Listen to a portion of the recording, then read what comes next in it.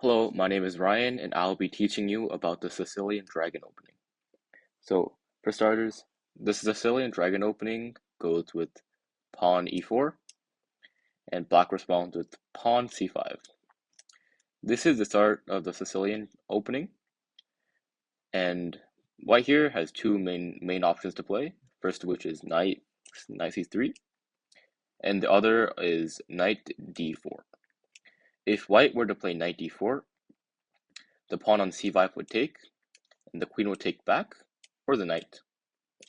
And black would be most inclined to play knight c6, offering a trade with the knight and reinforcing their pawn structure. So white would mainly play knight c3, and black would defend their c-pawn with knight d6, pawn d6. From this position, white plays d5, taking space in the center and initiating a trade. Black would take with the pawn on c6, c5, and the knight would take back. In this position, black's queen side is already quite deteriorated, quite broken. So the main option would be to play knight f6 and then g6, and moving the bishop to g7 and then castling kingside. So black would play knight f6, developing the knight and attacking the center. Since white does not want to lose the pawn on e4, white plays knight c3, protecting the pawn and also developing their knight. Black will go as planned and play g6, trying to create a cover for the bishop and castling next move. White, on the other hand, would play bishop c3, defending their knight and planning the castle later on to secure the king. So white will play bishop c3, and black, as accordingly, would play bishop g7. Since black is almost confirmed to be castling on the king side, white has a very good plan of playing pawn f3 and then pawn storming king side to create a very hard to deal with attack. So black castles. White would play queen d2, planning the castle next move, and black would play knight c6, developing the knight and initiating a trade.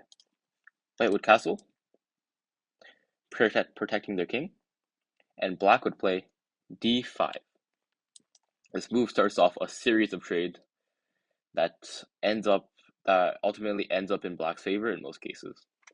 So white will start off with pawn takes d5, knight takes d5, knight on d4 takes knight on c6. In this case, the queen is under attack, so black would be almost forced to take with the pawn on b7. And white will take knight on c5, and the pawn will take back. So in this position, black has a bishop pinned, aiming towards d2, a very dangerous bishop that makes black have the option to bring the rook to b8 and add on the extra firepower to make a better attack on the pawn on b2. So since the queen takes d5, threatening to take the rook on a8. Black, on the other hand, has the option of playing queen c7, and if the queen takes on a8, the bishop can move to c5, making a discovered attack on the queen with the rook on f8, and threatening checkmate next move.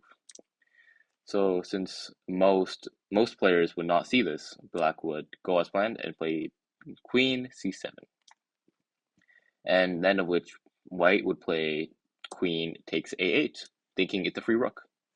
But shockingly, bishop to f5, it creates a discovered attack on the queen, and the queen is checkmate next move. So white is almost guaranteed to take on f8 since there is no other option. Since the bishop on g7 is doing a very great job attacking the pawn on b2, if white somehow defends this pawn can also be attacked.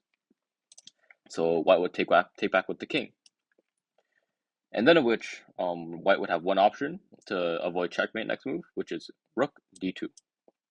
In this position, this is where the end of most opening theories end. Going into the endgame, black would have two bishops, two rooks, and an extra pawn against black's queen and double bishops. Thank you for watching.